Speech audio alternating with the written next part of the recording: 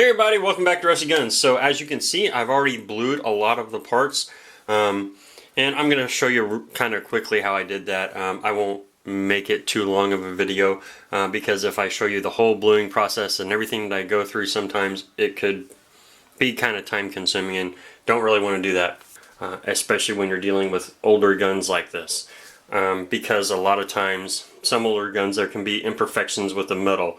You have to do a lot of extra work to get a gun to blue the way you want it to. Newer barrels, newer guns, they blue really easy, and you don't have a lot of problems. When you have older guns that have been sitting in particular rooms or environments, the metal reacts differently, and so it can be very difficult to do. So what I did was a cold blue on these. And I didn't make them super dark blue on this particular gun because I still wanted to have a little bit of an old antique look to it. So I didn't go with a really dark deep bluing on it. I did a bluing on it, but I didn't want to make it too dark and like super black because then it wouldn't kind of fit with the gun.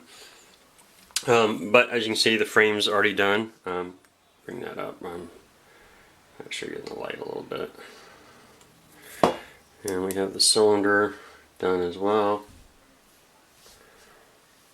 I don't know how well this shows up with the lighting I have in here, but hopefully it does. So we'll drop these in.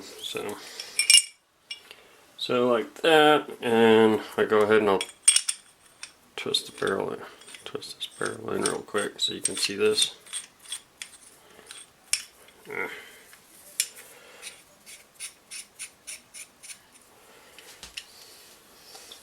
So now you got kind of an idea of what that's going to look like. So the whole bluing process itself, doing a cold blue. The main bluing that I use is from Vans, and I'll put a link to their description in it. I already took it out of the bottle it comes in, and I use these large Lipton bottles that I have when I do my bluing in it for handgun parts.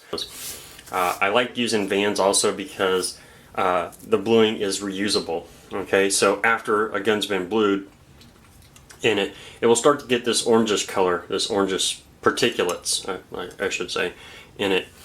And those orangish particulates will settle all the way to the bottom after you've taken your gun parts out.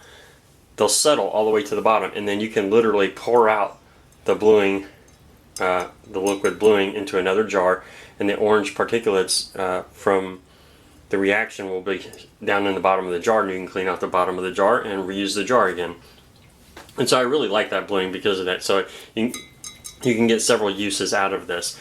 Now, yes, it weakens over time, so it's not as strong the next time you use it, but it still works. Because these will fit the full frame inside the bottle, and the whole barrel and everything will fit down inside there. Spilled a little bit out. But basically, after you have it cleaned up like we had earlier, you just drop the parts into the cold blue, and it will. And bluing actually is a corrosion that happens to the metal. It actually puts this layer of corrosion on it that protects it from rusting and things like that. But you leave it in for a lot of times they'll say about 60 seconds or a minute. The longer you leave it in, the darker the bluing can be on it. After you take it out, you'll rinse it off with cold water and buff it out with some quadruple aught steel wool, basically. And then you can do the whole process over again. You know, take some alcohol, clean it off, make sure there's no any oils or anything on it, and then actually do the whole process again. Dip it back down into the bluing, let it sit, and you can make the bluing darker and darker and darker. And just get it to whatever color or deepness of bluing that you want. Now there's other bluing that I use sometimes too. There's birchwood Casey, permablue. You know, sometimes I'll use that if I have a particular piece that's being kind of difficult. Sometimes different bluing helps. There's also paste blue bluing paste. I've used that as well at times where I have something where I'm trying to get a particular color, and using a paste works pretty good. Usually if I do a paste, I will use the quadruple aught steel wool with the paste. So I'll put this on the part and then I'll use the steel wool to rub it in. Just remember that when you're doing steel wool, not to press too hard because you're not wanting to literally scratch the metal, you're just buffing it in. If you have older antique guns, or older guns in general, that you don't know what the storage has been on them, sometimes just one process, just the liquid cold bluing, this liquid bluing doesn't work completely. Sometimes heating the metal before you put it in will help get the bluing to adhere and last much longer. Sometimes you know, using the liquid bluing and then coming back with it with some paste bluing helps. So it could be several different things, processes that you have to use on the same gun. The process used for this frame, okay, to get that good bluing on it might be slightly different than the cylinder.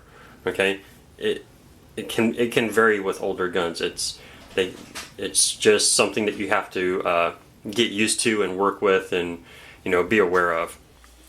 But anyway, that's the simple process of it. And then after all that's done, you get it the way you get it, the deep blue that you want it, to make this set in, basically to let it cure.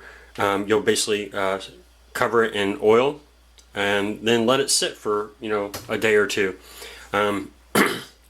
Typically I cover it in a really thick layer of oil and I let it sit for days. I actually went on vacation after I did these parts. These parts have been sitting for good almost 7 days, just covered in oil after they've been blued. And you know, I've noticed a lot of times that the longer you let it sit like that, it helps to give you a little bit darker. It actually gets a little darker each time. So don't be, when you first blue it, if it seems like it's really light, you can let it sit for a day or two and see if it darkens up on its own, because sometimes they do darken up a shade or two on their own. At least I've noticed that.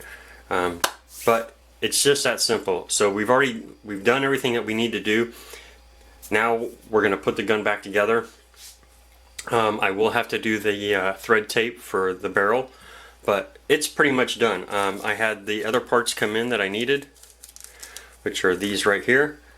These are the pin releases for this center pin, and so I have all the parts that I need for the gun now to put it all back together. And that'll be on the next video. I'll have it all back together, show you what the gun looks like now. We'll take it out, we'll shoot some rounds through it to make sure it's as safe as I can make it for the customer. Like I said, you know, I don't like the whole barrel thing, having to use a thread tape or something on it, but you know, the customer doesn't plan on shooting it a lot. They just want to shoot a couple of rounds out of it and, you know, just basically put it away because it's grandpa's old gun. So that's what we're gonna do. So next video, I'll show you the completed gun, what it looks like now. I'll give you some pictures of befores, afters, and durings. And I hope you guys enjoyed the video. I hope it's been informative. Thanks a lot. We'll see you next time.